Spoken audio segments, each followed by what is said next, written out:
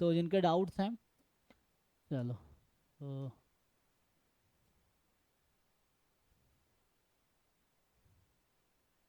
ये sir group में भेजे हैं sir.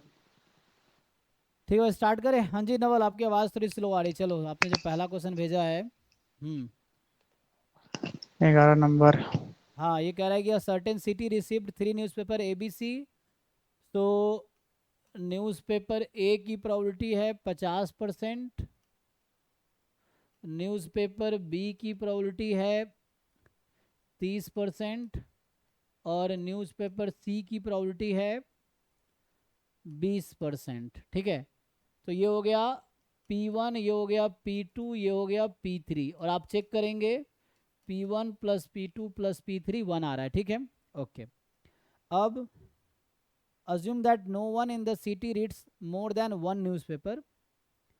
The probability that among 6 randomly chosen readers in city 3 will read newspaper A। देखो मान लो x1 रैंडम वेरिएबल है, नंबर ऑफ पीपल रीडिंग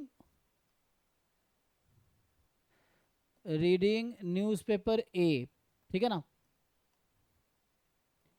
फिर x2 है number of people reading newspaper B, x3 है number of people reading newspaper C.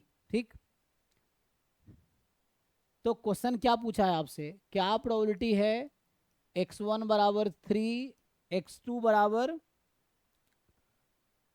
2 and x3 बराबर 1। ठीक है जी क्वेश्चन समझ आ गया।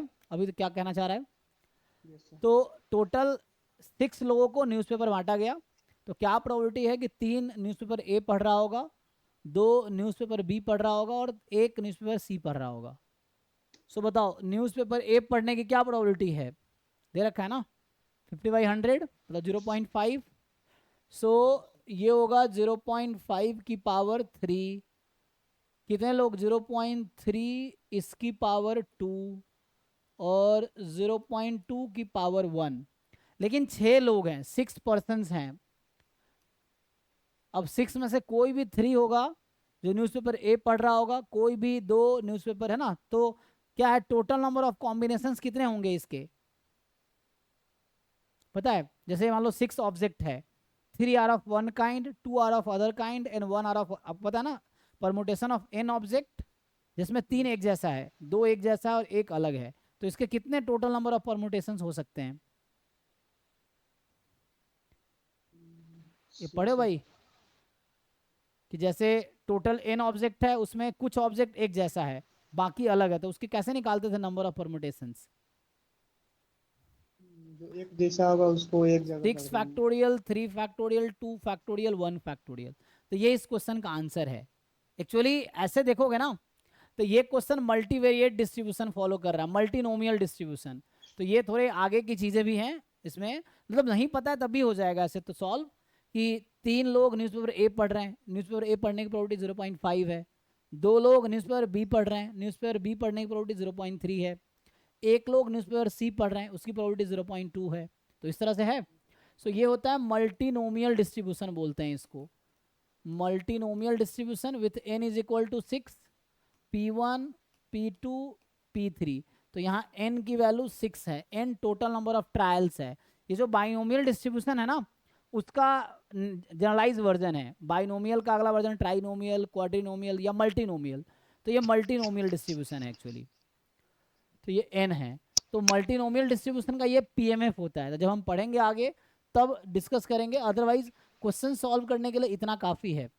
और ये क्या था, टोटल 6 लोगों को न्यूज़पेपर बांटा गया। तो 6 में से 3 न्यूज़पेपर ए पढ़ रहा है, दूसरा बी। तो मतलब तुम्हें याद है number of permutation of 6 object, जिसमें 3 में ए होगा, 3 are of one kind, 2 B होगा और 1 सी होगा।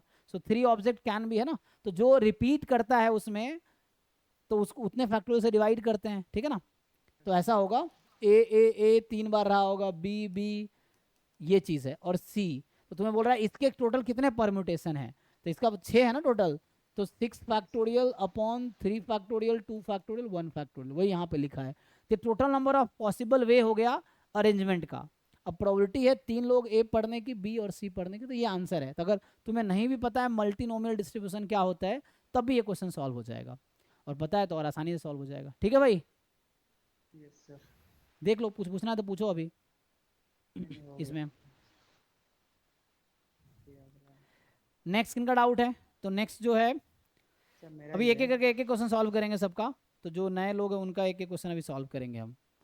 सो अच्छा